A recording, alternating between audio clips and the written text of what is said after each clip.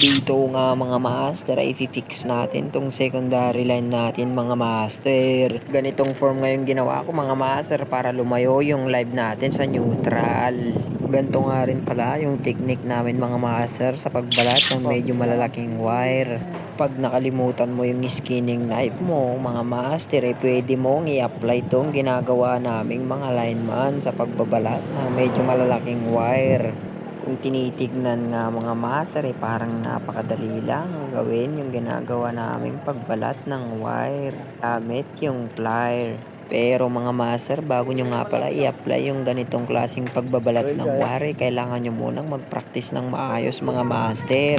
Kung mapapansin nyo nga mga master, yung daliri ko ay nakadikit sa wire, hindi nga pala naka-energize yan mga master. At dito nga mga master, linalagay ko na yung connector. Ganito nga rin pala kami mag-connect ng mga malalaking wire, lalo na yung mga linya natin sa poste mga master. Para siguradong walang lost connection mga master. At pulido at garantisado yung dadaloy ng kuryente dyan mga master.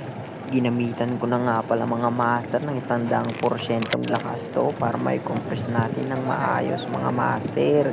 Sinulungan na nga rin pala ako ni Buddy Eric dyan mga master para pulido yung pagka-compress natin dyan. Hanggang dito na lang mga master. Salamat.